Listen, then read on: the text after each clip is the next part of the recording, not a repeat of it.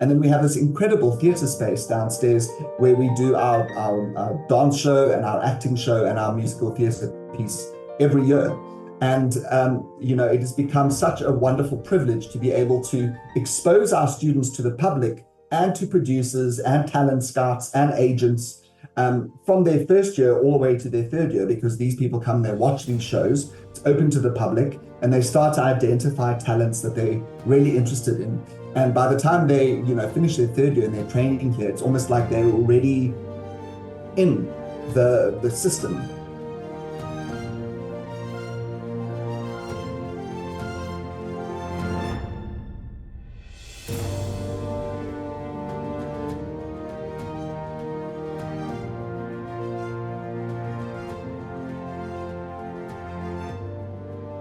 Anton, so great to meet you here on Zoom. Thank you. Very nice to be here. Thanks for inviting me. Yeah, I heard from Hanli Low, the singer in Johannesburg. Yes. I did an interview with her, and she talked about what you are doing and the wonderful LAMTA, is it called? Yes. So LAMTA. And I'm always so excited to hear all the things that happen in South Africa. Absolutely. It's been a glorious, 6 years now. We've actually started in 2019, and we had a wonderful year, our opening year, and then COVID. Oh, yeah. So that was quite a challenge. And I always say to my partner, Dwayne, that at least we managed to get a year of business in and understand how the school should run, get a sense of what happens before we obviously then had to take everything online, which was just a nightmare. But at the same time, it was very rewarding. We never had to, we kept paying our lecturers. We kept all our students. We just had to find a way to take a very practical course and put it online as opposed to doing it in person. And, when you're dealing with the performing arts, it's almost an impossible thing. But we focused, much more heavily on acting for film, obviously, because that makes sense when you're on a screen. And we focused very much on individual singing.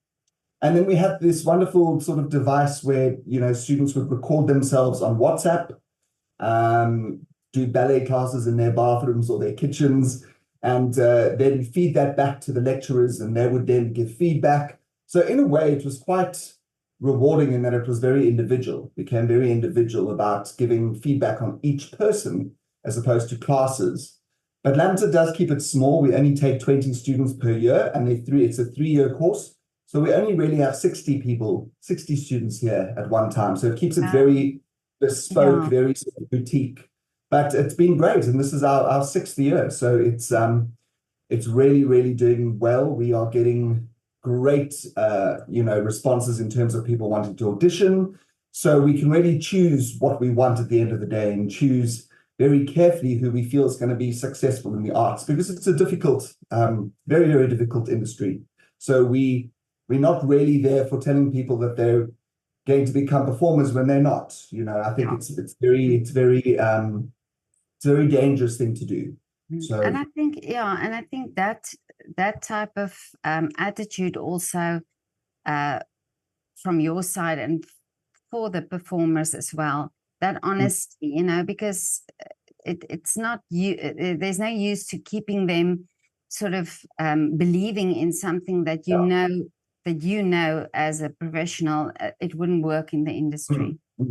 Yeah, it's not the best business model, because of course you sort of limiting the intake and the fees, but it's a very good model for a brand.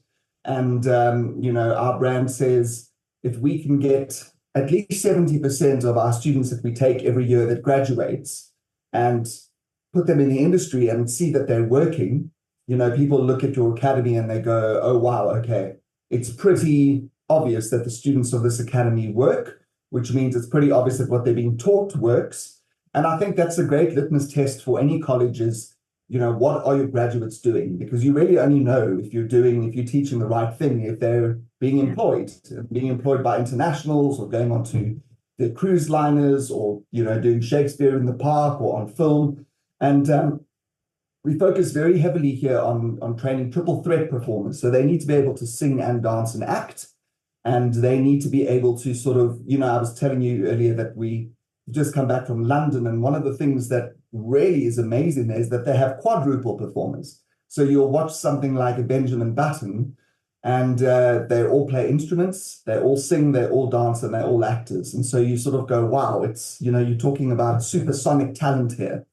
And that's kind of where the world is going. And I think you need to be able to, as a performer, do everything. The days of going, well, I'm a straight actor, straight plays only. I only do theater with the acting instrument is, those days are limited, because it's very difficult to just do that. You need to be able to audition for a musical. You need to be able to audition for a dance show. You need to be able to audition for Shakespeare.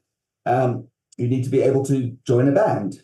So that's kind of what we train here. But it's a tough module. So only those who we really feel will survive it are the ones that we're kind of really interested in taking.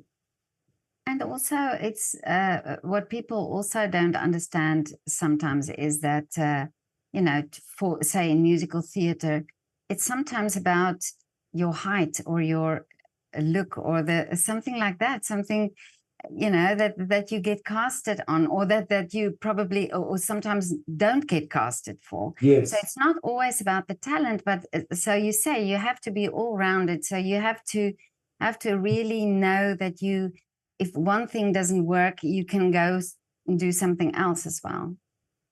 Yeah, no, you're absolutely right. I think that's, it's one of the things we teach our students, and that is about being able to pick themselves up and trust in their craft and have self-worth enough to say, I didn't make it into this audition, but that has nothing to do with my talent. It's simply that I'm not what they're looking for. And I think it's a really important lesson for people that audition, in that, you can be as brilliant, as talented as possible, as you possibly can be. But if you're not right for the role, and we're not all right for a role, then they're not going to choose you. As you say, you may be too short. The leading lady may be a certain height, and you, as they want the male lead to be taller than her, or they have a certain look in mind. And I always just say, it's kind of like you bring your bag full of skills into the rehearsal room, into the audition room. You offer them what you have. If it's not what they're looking for, then you pack up your bags and you pick up your skills and you move out and you go and take them somewhere else. And, people will often say it must be so daunting being an audition and scary. But what people must realize is that audition panel are hoping and praying every second that the person that they want or need walks into the room. So they're very reliant on you to come in and offer the best that you can. And they are on your side, because they're sort of like, please be the person, as opposed to sort of like, who are you? What do you want? What do you have to offer? That approach it's so old-fashioned. So again, I think the audition process is a difficult one. And I always say, enjoy your audition process, see it as a personal challenge. I see it as something that is fun and enjoyable. And I always find that, when actors have already been employed in something, or they know they have work and they're just auditioning for the sake of auditioning for something, they always just approach it with this complete carefree attitude, and they end up doing much better because there's no stakes in terms of like, am I going to get work? Am I going to put food on the table? What's going to happen in the next 6 months? And I think that's the approach one should have with auditions, is just offer your best, do what you can, let go, be free, take risks, enjoy it. And realize that it may not be what they're looking for, and that's okay, A while ago, I spoke to a young opera singer, and she said that she approaches auditions like she studies the role, or the character studies the role, and it's an experience. She just absolutely see it as an experience. So if she gets it, then it's wonderful. If she doesn't, then she sees it as, well, I've learned a new role, or I've experienced a new role. And I thought that's so wonderful to have that approach. And like you were also saying, teaching your students to see, okay, they're waiting for you, so give them, what they want. Yeah, no, she's absolutely right. I think the thing is also that, when you audition, it is a scary thing, because like all performers, you're revealing the truth about yourself. You're finding a way of performing a role in a way that they've never seen before. And I think often performers come in there and they try and copy someone, or they try and imagine what it is the director is looking for, as opposed to just finding their kind of unique selling point as a human being, as an artist, and saying, this is my interpretation of this role. And I think that's often way more exciting for a panel than coming in and trying to sound like someone they've heard before, or trying to do it like someone else. And then they go, wow, this is fresh, this is new, I love this take. So I think it's really important to come into a process and be yourself and be authentic as yourself. And you mentioned, she would research. I think that's the other thing, is you're going to be the most comfortable in your audition when you're prepared, you're ready, you know your lines, and you've done your research into the show that you're doing. There's nothing more off-putting to a panel who's sort of sitting there going, I don't think this auditionee knows this piece. I don't think they know what style they need to be auditioning in. I don't think they researched the song that they're singing properly, because then that shows there's a sort of a lack of preparation, a lack of intelligence around the work. So I think there is a responsibility to do the research and to know what you're dealing with and auditioning for. But then that's the one hand. The other thing is then to come in and be authentically yourself, because there is only one you in this world, and there's no one that can copy who you are. So if you bring yourself to a piece, it will be unique. I think that's exciting for a panel. But then you say you only take in, what did you say, 20? 20 a year. 20 a year. So yeah. It must be a very difficult process for you and also for the students that come in, because South Africa's got so much talent. Yeah, it is a difficult process, but I think also there are certain kind of requirements in terms of, like I said earlier, they've got to tick all the boxes of singing, dancing, and acting. Then we sort of ask them, do you play an instrument? And then there are fundamental questions, which I think, sometimes we look at LAMTA as being more of a life school even than a performing arts academy, because I think you're dealing with students that come in here and they're 18, 19, 20. They're just starting to discover who they are as humans in this world. They've often moved away from cook and clean and all of those things that mom and dad used to do. So it's a real shift in their worlds. And I think often with the amount of work that we do here, the expectation that we have at LAMTA, it's really important that they know what they are sort of signing up for. I think we've had often the boyfriends or partners or girlfriends of our LAMTA students say, this is harder than a medical degree. And to some extent, I agree, because, they arrive here at 8:15 in the morning, they start their ballet classes, they finish at 5, and then they can do electives till 6:30, which are often things like composing or choreography or songwriting or a cappella, all of the sort of additional things that are not part of their course. And then after that, if we're doing a show, they will rehearse till 8 o'clock or 9 o'clock at night. And then they've got to go home, they've got to do all of their preparation for the next day's classes. And then they wake up again at 6:30 to be, ready to start class at 8. So it is extremely intense. And quite often, we sort of say the pillar stones of discipline for us here at LAMTA are your punctuality, your ability to multitask, what is your work ethic like?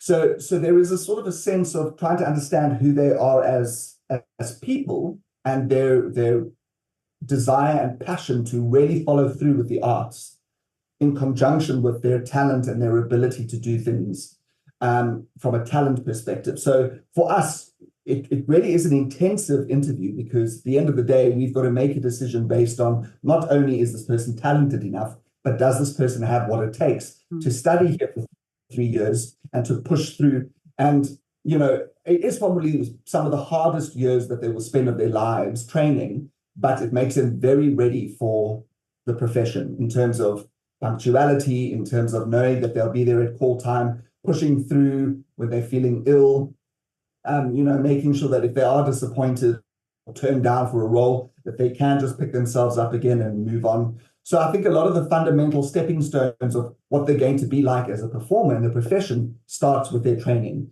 So it is a difficult task for us to ultimately decide who we're going to take. Sometimes it works, sometimes it doesn't work. Most times it works. But you never can tell what a person's going to go through in 3 years.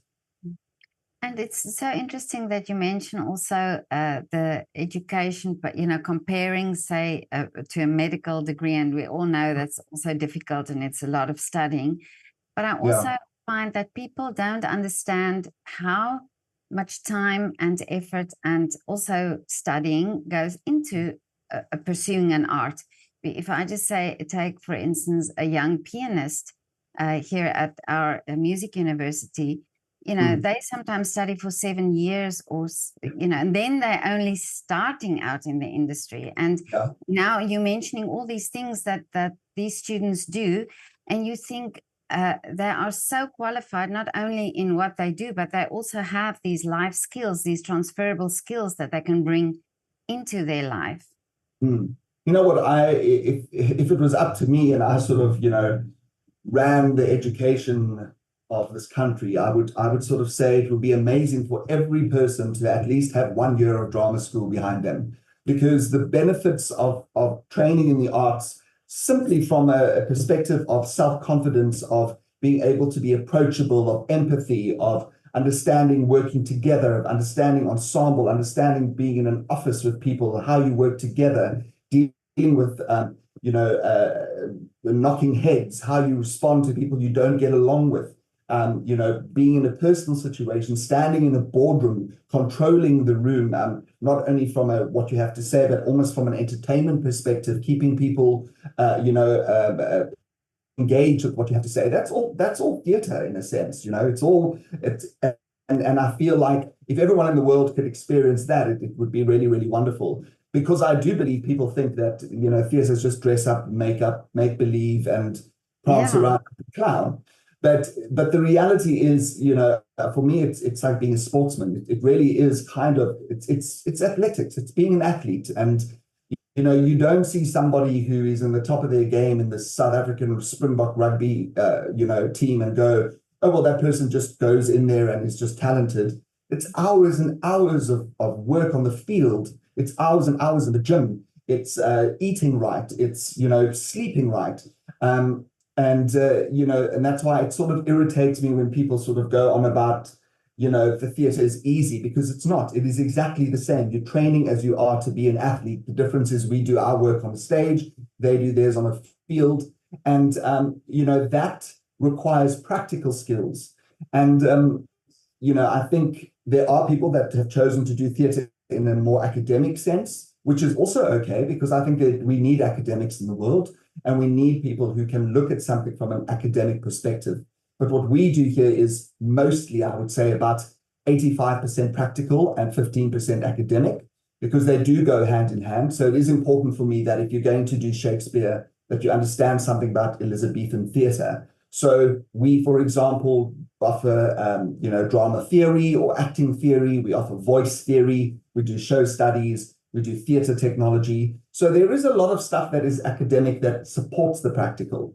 But it is extremely practical. And I think people, as you say, they underestimate what it takes to get into that boxing ring and to, deliver the kind of punches that, people want to watch. And it's hours and hours of training in that boxing ring in order to get to the point where you're ready to fight. So again, all these sort of athletic, examples for me are perfect examples of what happens in theater. And, I think often people also underestimate the vulnerability that you need to be able to show as an artist, because again, the theater can be entertaining, but the theater is also extremely it's a tool for humanity. It's a tool for people who watch to go, oh, but actually I've seen that, or I feel that, or oh, that's I've also overcome that, or there's hope for me, or there's and I think that requires an artist to really kind of expose their hearts and their truths, so that audiences can kind of embrace that and connect with that. So there's the physical, but there's also the emotional. And I think it's a very difficult thing to be an artist in this world. And of course there's no sort of financial guarantees for artists either, as I guess there aren't necessarily for sportsmen, although you do find there's a lot more support for the sports than there is for for the arts. Well, you sing my song when you say you wish that arts could be in the education system, because I just believe that, I mean, this is part of why I do this, why I have this channel, is to make people aware of the importance of the arts. And that we should have really arts as a subject in schools alongside maths and sciences. Because I'm busy reading a book, Your Brain on Art, and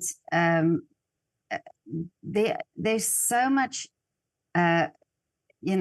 science behind the value of art, how that affects the brain, how just even improvising music, how that affects different parts of the brain.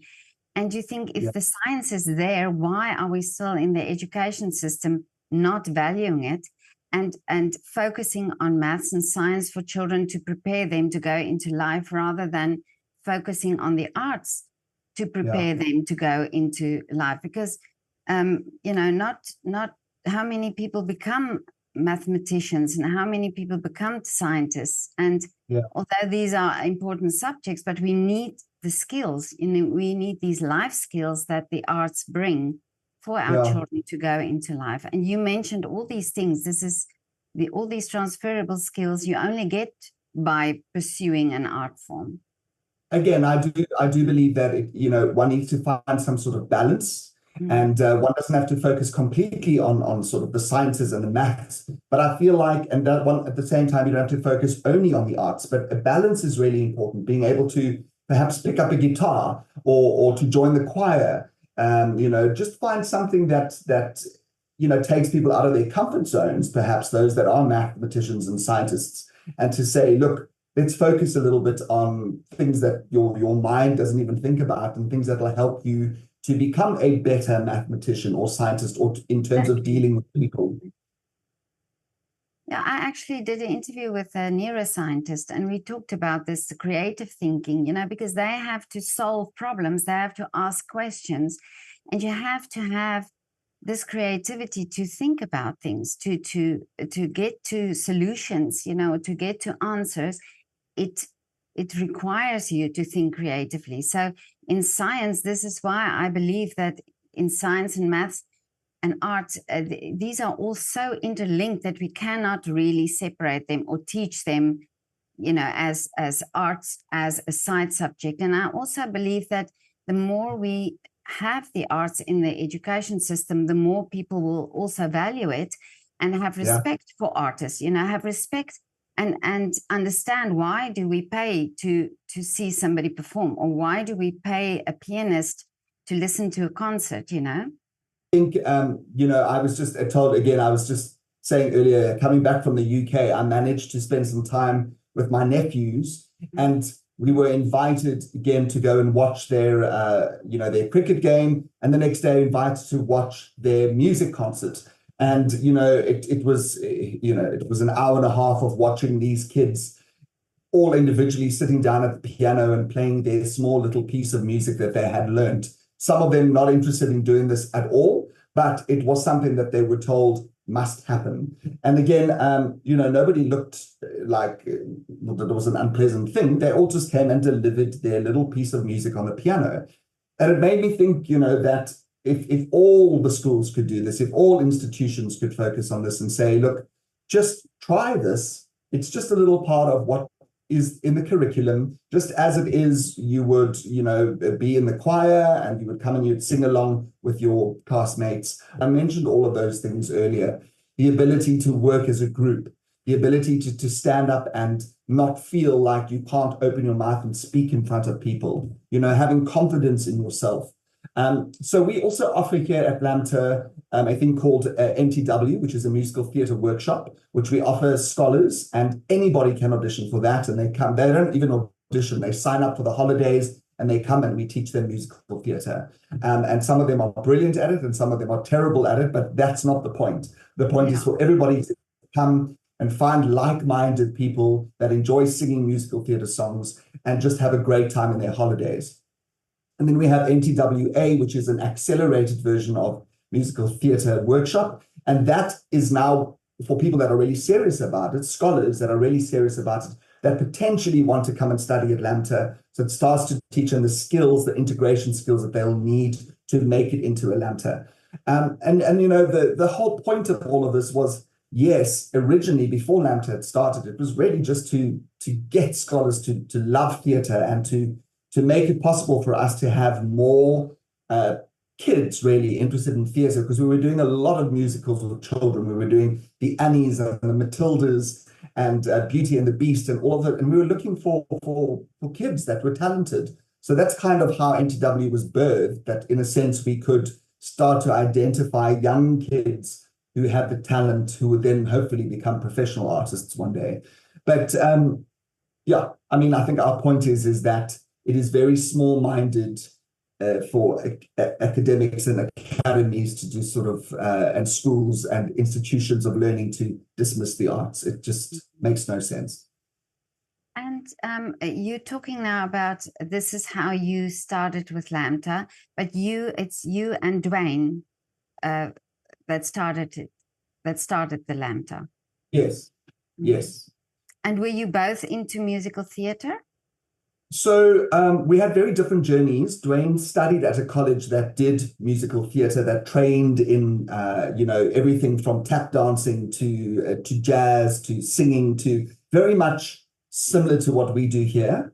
And I trained at Stellenbosch University, where the performance focus there was acting.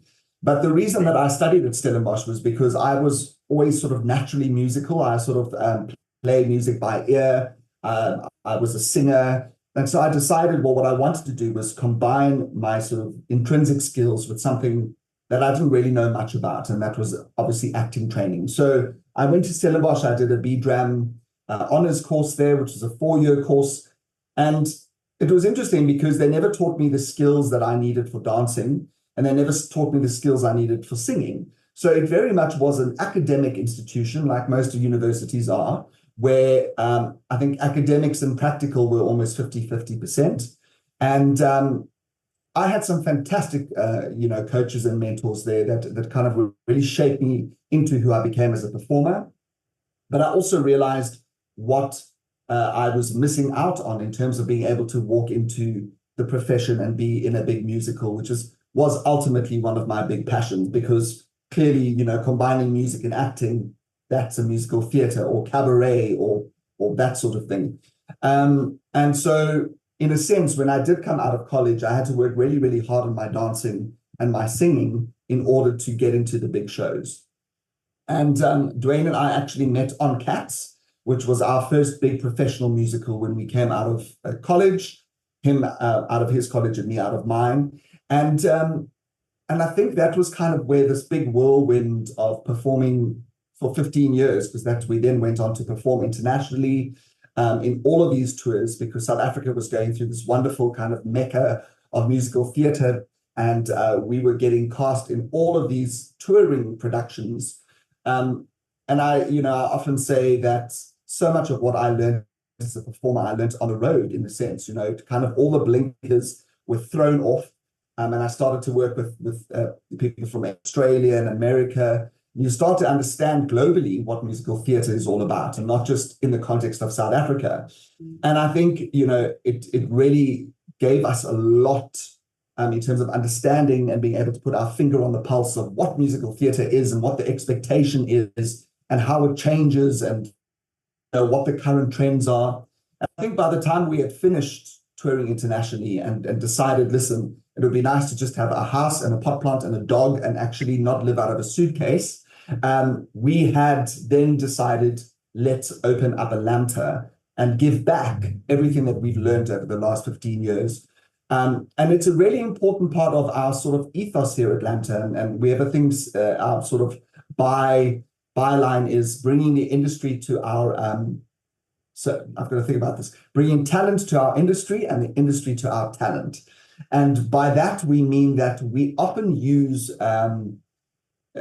faculty members and coaches and mentors here that are actively involved in the profession, because I think it's wonderful for our students to be able to see what they're doing professionally, but also they're the ones, again, with their finger on the pulse of what is happening out there and bringing that information here. So we do have a core faculty, but one finds that the majority of our coaches sort of freelance. They come in here, they teach when they can. We use them for the best of their abilities. They go off and they direct something or perform something, and then we grab them again when they're done with that. And I think that that's been very, very beneficial in the success of what LAMTA is. Um, because I think, you never stop learning in this profession. You never get to a point where you go, oh, I know everything that I need to know about theatre or about the arts, because it's ever evolving and ever changing. And, the audience expectation is different from year to year, depending on what's happening in the world. And so I find it extremely rewarding to be a part of something that I know there's always something to learn about. And, whether I was coming out of college and learning new things, whether I was going from audition to audition to audition, learning new things, whether I was in a show, professional show, learning new things, or even now as the director of a college, learning new things, it never stops. And I think that's really, really exciting in terms of the arts.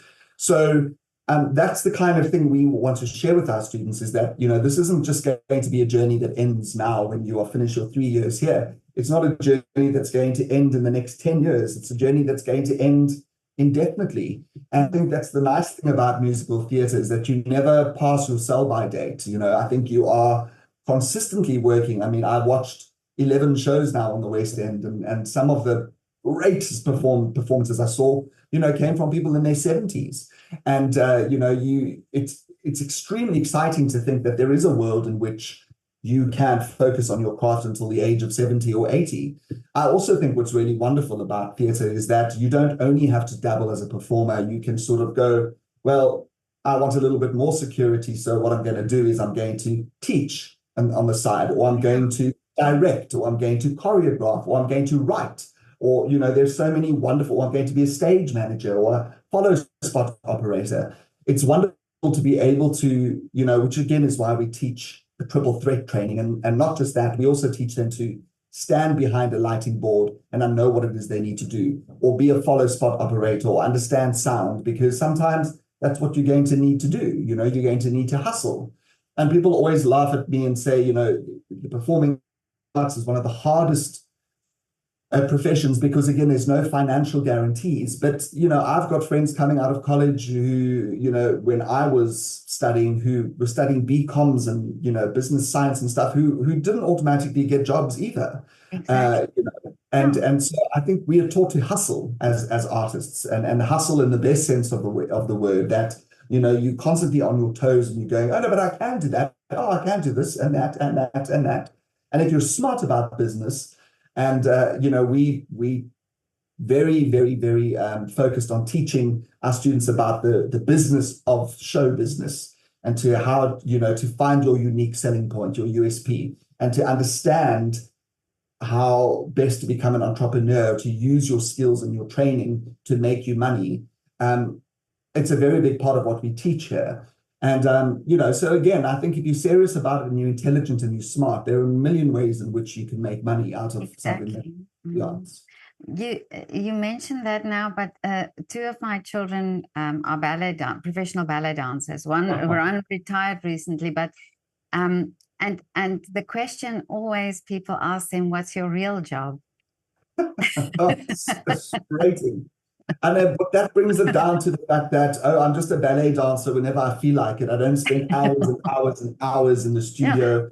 They ask them, what do they do when they're not performing? Then it's like, we're working, we're rehearsing, we're doing class. So it's that misconception. And I think, it's this behind the scenes, if people understand it. Also, if you look at the theater, all the different jobs that are in a theater, just to get, it's like an ant nest, it's like to get everybody, set designer, costume designer, makeup artists, all these people are there and they're doing a job and they're getting paid for it, and it's in the theater.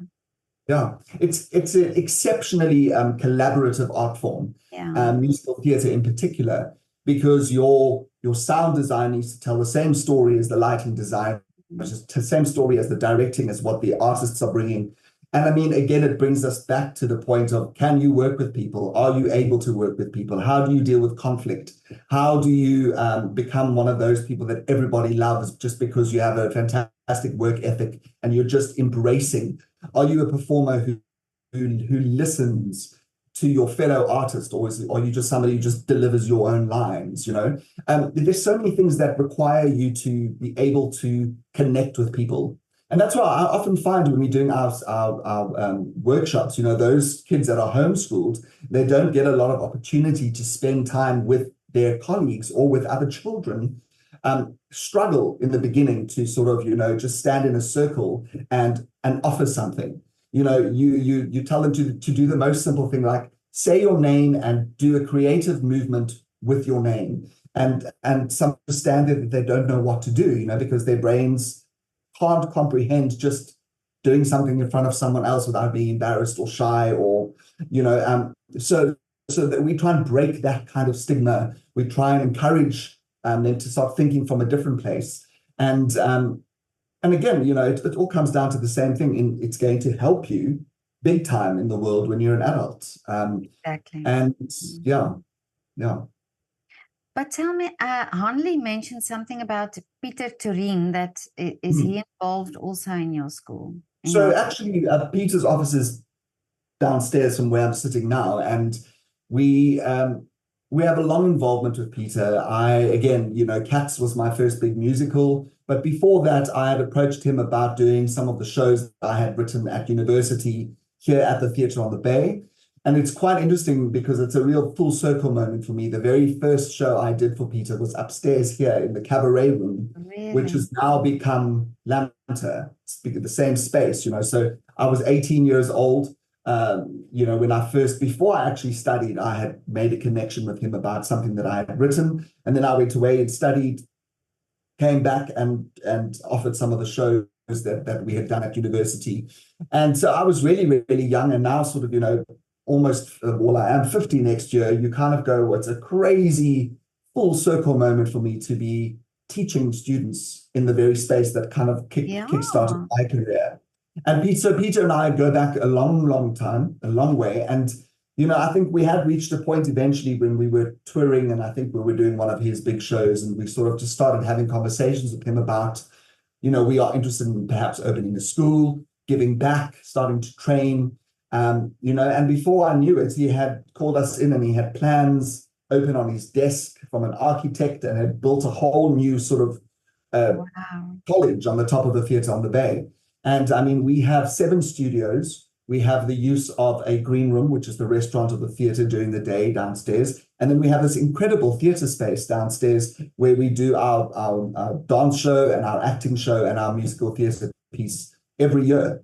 And, you know, it has become such a wonderful privilege to be able to expose our students to the public and to producers and talent scouts and agents from their first year all the way to their 3rd year, because these people come there, watch these shows, it's open to the public, and they start to identify talents that they're really interested in. And by the time they, you know, finish their 3rd year and they're training here, it's almost like they're already in the system. It's really wonderful to be able to you know, expose our students to such a wonderful machine that is the Theatre on the Bay and Peter Turin. And, you know, he's been very kind and very generous over the years. And I think what's wonderful now is that he's able to continue to feed talent that we're creating here at LAMTA into his current shows.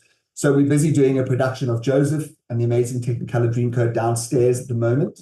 And I would say 80% of that cast are LAMTA students, you know, and it's really, really wonderful and rewarding to be able to go after 3 years of training, look how wonderful this person is, and now they're professionals at the start of their careers. And in a sense, you know, these shows that we're doing are kind of like a launch pad for them into the profession. So he's been really, really kind and generous and very supportive. And I think he's seen the benefits of a LAMTA, because, you know, there are not very many colleges around that teach the sort of triple threat skill. Yeah. How many of these art colleges are there in South Africa? There's another one here in the Waterfront Theatre School, which is here in Cape Town. Then there is Oakfields College, which is in Pretoria. And I believe there is one in Durban recently. And then I think, you know, you've got something like Pretoria or TUT, I think they're called, or Pretoria Tech or something like that. Oh, So okay. there are not many. I mean, I think you can count them on one hand, really. And I think it's because what I've realized now after 6 years is it is all encompassing. It's not just let's open a school. You kind of have a massive responsibility to the students that sign up here to teach them exactly what they need to know. In 3 years is even short, which is kind of part of the reason we ask them, what is your work ethic like? Because we say we can do this in 3 years and get you into the profession sooner and save your parents an extra years of tuition fees. But then that commitment is up to you, and you need to then be able to throw 100% of this at your training for 3 years, or we can slow it down and do it slightly longer over 4 years. But we've decided to opt on the 3-year option for now.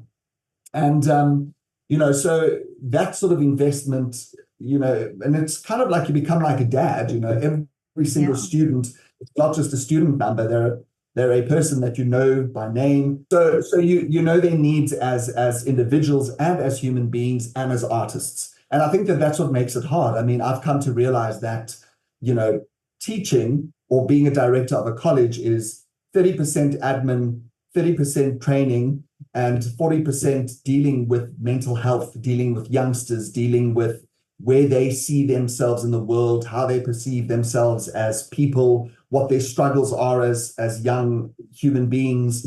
And the thing is, you can't ignore that part because it all filters into their ability to perform. So it's, that whole thing about being a father, a mother, a teacher, a psychologist, a priest, shoulder to cry on. I mean, it's true. It's true. We have an open door policy here, and the knocking on the door is relentless. But in the same breath, it's rewarding, and it allows you to understand this human being much better and being able to guide them through their training process much better when you start to know them and what they're scared of and what their ambitions are and what drives them, and where they perceive themselves as failing and where they perceive themselves as succeeding. So it's intense. Oh, I can imagine. And also, like you say, the office work and the business side of things. Are you a good businessman?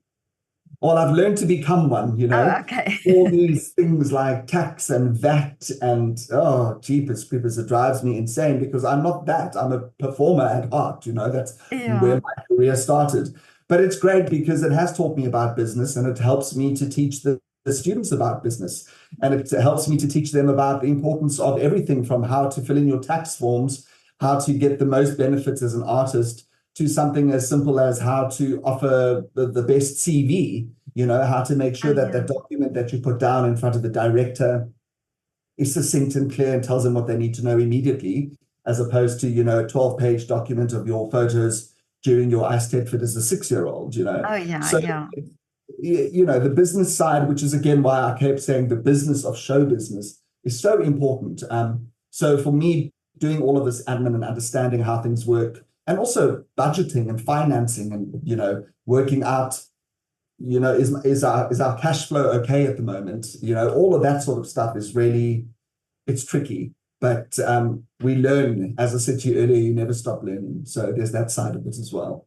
Well, when you told me that, I just thought of just last week. I did an interview with the opera singer, and she said that this is the thing about her career that she loves so much, is that you learn, you never stop learning. It's always or a new language or a new music or whatever, and then it truly is wonderful, and I think that there is a sense of awe that an audience has for performers. I mean, I think there is something extremely rewarding about watching theater, or whether it's acting for screen, and people watch Netflix all the time. I think without us artists and creatives, and if you think about how reliant people are on watching things and listening to music and being entertained in their lives, I mean, I'm not sure who they think the people are that are the ones that are allowing that stuff to happen, but it's the artists, those people that you think are just having fun on the side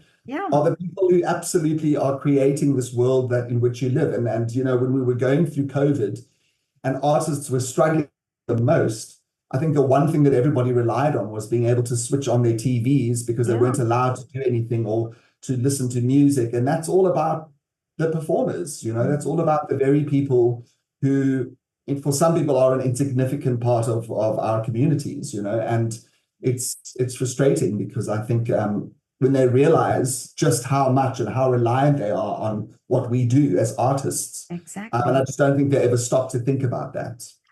It's such a chain that if you think, I remember in lockdown, I did a photo project, and somebody who had a shop said to me at one stage, "Oh, but lockdown is over because the shops and restaurants are open."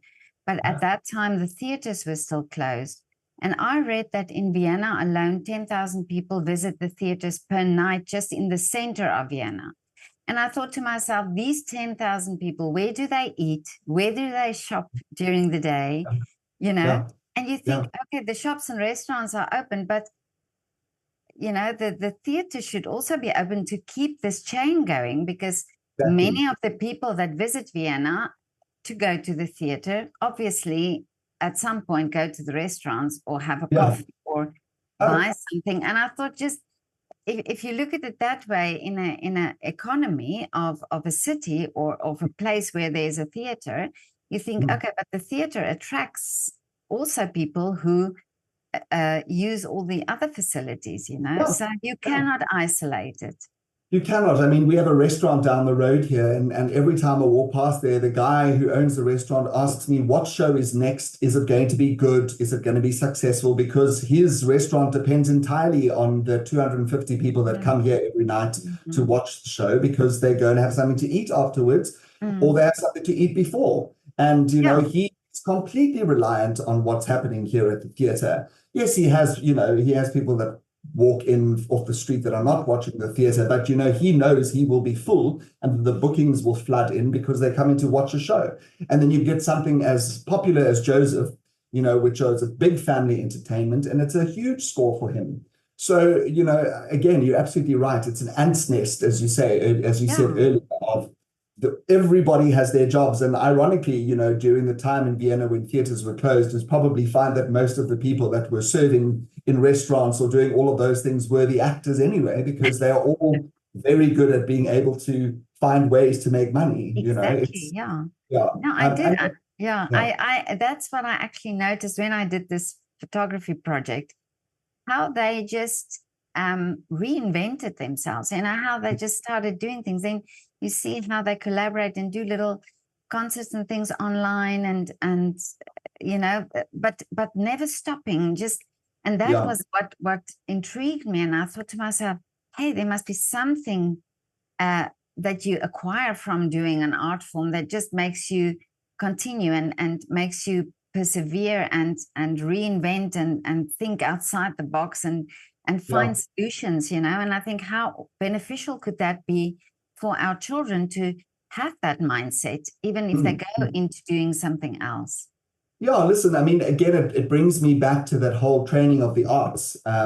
Because again, if you think about having an artist be the person who is perhaps selling a product in a shop, if you think of an artist as being someone that picks up a telephone to sell something, if you think of an artist being the person that is doing all of the jobs where you're having to interact with a human on the other side, you go, yes, I want an actor. Yes, I want an artist, because they're much more approachable. They know how to speak. They're enthusiastic. They're kind of extroverted. They're confident in who they are. They're confident in their voice. They're confident in selling something because they've gone through that process of what the arts teaches. So if you think about it, it's not just about who you see on the stage. It is in every walk of life. If you have somebody who has got an artistic or a creative background, they make it so much better if you think about it, in terms of being able to deal with people or sell something, or, I'm not saying that it's all a big act, but they're using their skills as an actor to do all those things. No, absolutely. No, I totally agree with you. I always get excited when people talk about, like this education idea. I think it has to happen sometime. If I think if this is just if our conversation is just a sort of a starting a point, drop you know. to make somebody else think, hey, but this is true. Let me put my child into an art class or a drama group or so that will understand that that has a value, and it's not just a side subject or something you do on a Friday afternoon or a waste of time. So yeah. No, I totally agree with you. And I think the problem is that you'll often see that at nursery schools or when kids are really young, it very much is a part of what they do. They will play music, play instruments.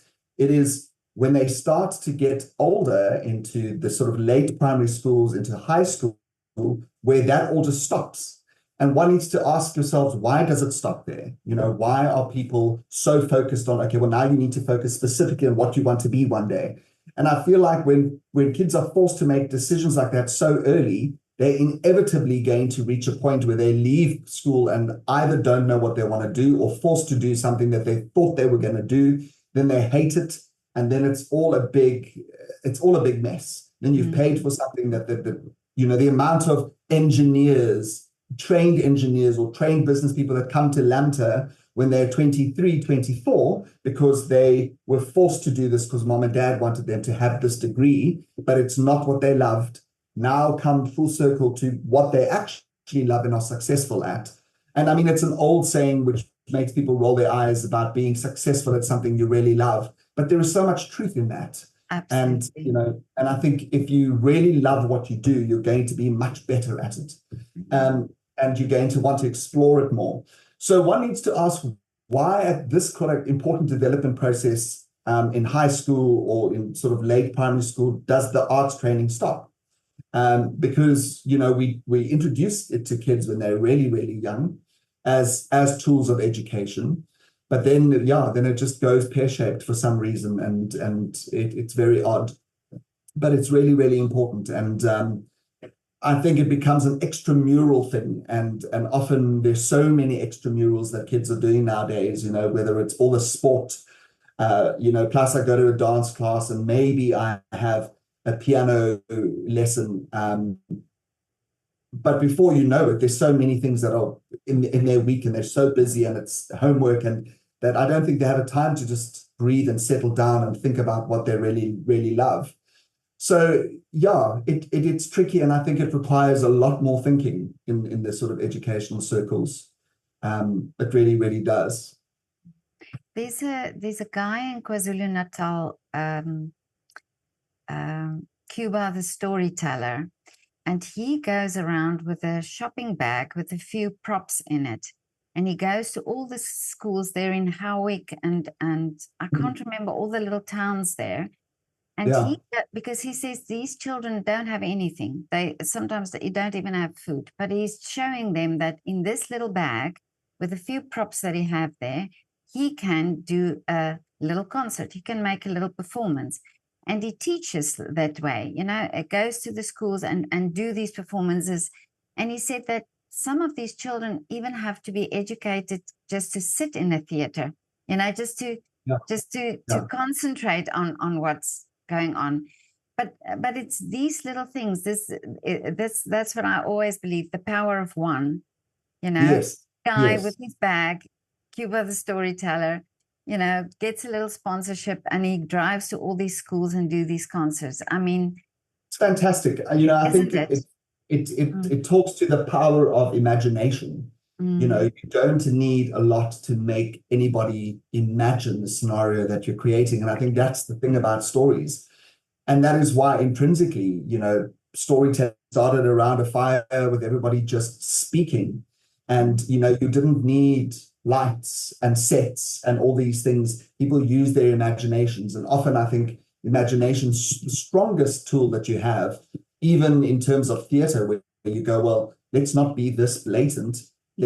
Let's let that person imagine the situation. It's much clearer to them as well in their minds. It's the same as when you read a book and you create this wonderful world for yourself, and then you watch a movie version and you go, well, that's not quite how I imagined that person to be or look or sound, or, because you've created it in your mind.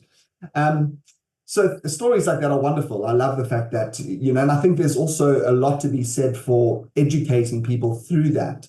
So if, for example, he told a story that was teaching them something about conservation or, health or, relationships. It's wonderful because now they're being entertained, they're using their imaginations, and they're being educated.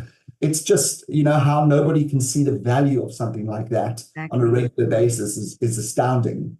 And I think one of the things that's really important to me is to get young people into the theatres, because that's how I started falling in love with theatre, is by having my parents take me to theatre to watch and falling in love with what I was seeing in front of me.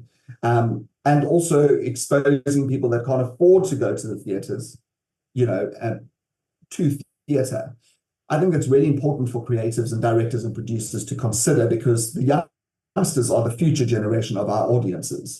So if you're just going to stop and you're only going to entertain those people that can afford to come with the things they want to see, you're neglecting the future of what's going to become our theatre audiences. And I don't know, maybe parents are also scared to expose their kids to theatre and things like that, because they don't want them to fall in love with them, because they don't want them to become artists. I've got there's a parent or parents that have sent all 3 of their kids to LAMTA, and often people say to them, "Are you absolutely mad? Why are you doing that? You're going to have 3 kids that are all artists." And, their response is, it's not necessarily about their talent. It's about what this academy is doing to make them aware of who they are as individuals and what they wanted to do with their lives, because they don't know when they're in matric and they're in, grade 11, grade 12, they don't necessarily know what they want to do. So yeah. I had the same thing with ballet with my children. People used to say to me, but they have to have education first before they, go into ballet, or what career will they have, or their career will end, very young, because you can only do ballet up to a certain age. And I think my daughter retired when she was about 30 because she had an injury. But she's already doing something else, with life, and she could use all these skills and go on. And how many people change jobs, who have normal jobs? They change jobs, they change careers, but nobody tells you, nobody says to you, "Oh, don't study bookkeeping, because otherwise when you're 30, you go." So for me, it was always this thing. I just always said, do what your heart says, or do what you want to do, because I always believed the road from there will take you to what you have to do next. Absolutely. And, I'm very much a believer of that. I, often say to my students, am I ready? Am I going to, what show am I going to get in afterwards? They panic, particularly in their sort of second year for some reason. I think that is the time where they kind of, first year is getting used to the program. Second year is having this existential crisis about, am I good enough? Reality check, yeah. Yes. And third year is getting so ready for the profession that, it's that middle year. And I say to them, your journey is carved out for you. For some people, they're going to wait 5 years before they get their first break. Other people are going to come out of here and they're going to get a break instantly. I've known of friends of mine that are artists who were in year groups of extremely talented people who worked immediately after school, after their training, and it took them a while to find out who they were, what they wanted, and what sort of artists they were. And once they knew it and they went, actually, I'm a comedian, I'm really funny, stand-up comedy is my thing. This person is now, at the absolute height of his career. And you sort of go, well, that didn't happen for you immediately, but look how successful you are now. I think that's amazing. So your journey, you don't know what it holds. One door opens, you go through that, and on the other side of 3 doors, you pick the one on the right, and that takes you to a different place. You don't know what your aim is. You don't know what's out there until you do it. And again, I think that's one of the great things about the arts, is that, we only found out ultimately what your next job is going to be once you've done one and you've met the people and you've networked and you've heard via this person that there's an audition for this, and then you jump over to that, and nothing is set in stone. And it's also Yeah. this misconception that you're only successful when you have a big bank account. That's also not true, you know, that there's Yeah. success is also measured in other ways. So not just in Well, money. it is exactly right. It's one of the questions we ask in our interviews. What does success mean to you? And you know, some people are, I just want to be rich. I want to have, you know, a big house. I want to have a big family. For other people, it's, oh, I want to be on Broadway. You know, I want to be on the West End. And for other people is, I just want to love what I'm doing. I just want to be on stage and happy and healthy, you know, and you sort of, it's very interesting for me because you sort of, you know, you can tell about somebody just from that answer, you know, how do you measure success? And also, you know, you're dealing with youngsters. So, of course, they're not going to have the same answer as someone who's 30, but it's quite knowing in terms of being able to tell, you know, where this person's perspective is. But Anton, what are the wishes for you? What is the dream for you with LAMTA? You know what, we sort of decided that LAMTA is going to be a small academy that's going to be in Cape Town, where we live, where we have our careers, where we have family. And we're not, you know, people will say, you know, LAMTA is so successful. Why haven't you opened one in Joburg? Why haven't you have one in Durban? Why aren't you opening one internationally? And it's not what interests us. You know, we always said, we're going to open an academy. It's going to be small. It's going to be bespoke. It's going to have 60 young people in it at one time, which gives Dwayne and myself the opportunity to also work professionally. So often I will resident direct, or I will, as we did now, we both directed Joseph. We'll have the chance to continue to enhance our professional careers, but at the same time running this wonderful academy, which produces successful students. And then at the same time, also being able to, you know, go and travel and, you know, really enjoy the world in which we live. I think as soon as it becomes something that's too big, I mean, as it is already now, the school takes a lot of our attention. So, yeah, the dream, I think, at the moment is just to continue to do this and to continue to you know, allow these wonderful students that are training here into the big wide world and watching their careers grow, and to continue to thrive and create wonderful pieces of theatre. Sometimes we even take part in it, you know. So as performers, we're not finished our careers yet. And yeah, I think, you know, for where we are in our lives, keeps us so busy. It keeps us inspired. It keeps us, you know, dreaming, all of those things. I think as soon as it becomes too much of business focus, it takes away all of those other things that I think we bring to LAMTA in terms of creativity, in terms of passion and inspiration. It then just becomes work, work, work. So for me, if I can continue finding this balance between that very thing that I started, which I love as a 18-year-old performer, to being a mentor, to being a coach, and then also just enjoying the profession that I'm in and the world in which we live here in Cape Town, which is gorgeous. And I'm happy for now. I must say, you're having the best of both worlds, you know, doing what you love and living in such a beautiful city. Yeah, it's about that balance thing again. You know, I think you work too hard, you're going to feel it. You don't do enough work, you sort of start to, you know, want something more. And it's just, yeah, I think it's really important to just find that balance of family, that balance of friends, the social aspect, the work aspect. And when one has that and you're happy and you're healthy, I think that's success, you know. And also you're giving opportunity for talented actors and musicians to stay in South Africa, because that's also the thing. There are not a lot of opportunities, so everybody wants to go abroad. But if something is there for them and you create it, then how wonderful that they can also stay, you know, be with their family, be in their country, and also enjoy doing what they love. Yeah, I totally agree with you. I think the downside to going overseas is that, yes, there are more productions, but at the same time, there are 3,000 people waiting to audition, whereas here there may be 300 people waiting to audition, but there are less opportunities. And it's a big decision that we made after I had toured for so long. Do we stay in London? Do we stay in Australia? Do we try and jump into the profession over there? But we wanted to come back home. We love home. We love the opportunities we've created here. We love the work that is happening here. And it's a very, very richly talented place in terms of, our sort of, not just the talent that's out, but the shows that people want to write and the writing that stories we're able to write and create here.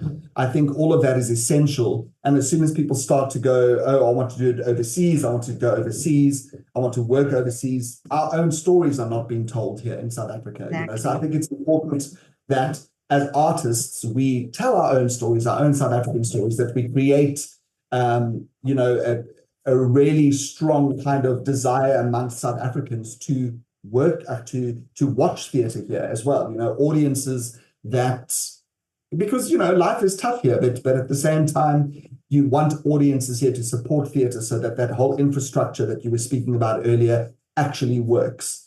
And that takes hard work, and it takes people to say, hey, I'm going to stay at home and I'm going to make it work here, and that it's not always greener on the other side. And that, it might even be more difficult. I mean, London is so expensive. I don't know how, wannabe artists leave South Africa and go there and try and make it work for themselves. They've got to find other jobs and then do all of this sort of artist stuff on the sidelines, the auditions and things. So it's tough enough, as things go. Do I remember I grew up in the 60s in South Africa. The 60s and 70s. Yes. I was in primary school in the 70s, and I remember PACT. I think it was PACT. They used to come to the schools and do little productions there. Our school, and I spoke to the opera singer Barbara Venemans. I don't know if you remember her, and she said she was part of these little groups that went to the schools, and we talked about it, that how that also gave children the opportunity to see theatre and to sort of inspire them as well. And like you say, the talent is there, the opportunities can be created if more people come to the theatre and if more children are sort of inspired to love the theatre. Yeah, it's really, really important. I think that's why I really want to push this agenda of getting out to kids they don't have the money to watch theatre, they don't have the means to be transported to a theatre. I think we need to make a conscious effort to bring those students to the theatre, even the drama groups within these communities that really love theatre, and just bringing those kids, because that gives them an opportunity to go, oh, this thing that I love in this big world out there is even bigger. And so that means I can be that. I can be one of those people. But also to put on shows that are currently relevant to youngsters. They are all very, very driven by gaming and Netflix and TV and things that are bigger and faster. And again, if you watch any of the shows now on the West End, they all have these insane projections where you go, wow, it's all about the visual. But that is what youngsters aspire to, and somewhat entertains them now, So you've got to keep shifting the poles to go, okay, well, if we want young people in the theatre, who will then become the adults in the theatre, we need to give them what they want now, what entertains them now. So it takes a bit of thinking amongst, creatives. But again, it brings another branch to the theatre, and it's this virtual reality and these people, these games, So Absolutely. there's another branch to get employed in the theatre. No, I mean, we've just employed somebody now who does all our LED stuff, and you kind of go, okay, cool. So you need now a person that works with lights and flashing and things that do all sorts of crazy things, which is great because you're employing another person. Yeah. But at the same time, you're sort of going, wow, okay, this whole theatre thing is just getting bigger and bigger and bigger, which is great because, like I said, you keep learning, So as a director, I'm going, how do I take Joseph, which is a show that originated in the late 60s, and how do I reinvent that in 2025? you know, you sort of go, well, I don't think I can just have turbans and beards anymore. I need to rethink about how would a young generation of people look at these brothers, these 12 brothers, and make it relate to them, as opposed to them watching the show and going, oh, it's so old-fashioned and boring, you know. Yeah, That's important. that's true. Yeah. But Anton, it was so great to talk to you. You're doing such amazing work. I was so excited Thank to talk to you after I spoke to Hanli as well. And I was so excited to know that you're also feeding the theater and now also feeding the restaurant at the theater or Yes. next to the theater. Absolutely. I love it. And thank Amazing. you for this. I think what you're doing in itself is also wonderful, and, you know, exposing the world of the arts around the world, and, you know, very interesting. And I did look at your site, and I was kind of very interested to see who you had been speaking to and what they had to say. So I think it's a very valuable resource for fellow performers as well, you know, to see what's going on out there in the profession. Yeah, thank you. And it's such a great network, actually, because I get people connect with each other behind the scenes that I don't even know about, but collaborations have occurred, and so that's amazing. So it's such a great network for other people, you know, for artists as well. So love that. I always love that when that happens. Well, thank you so much, and it's a lovely great chatting to you. pleasure. Great pleasure.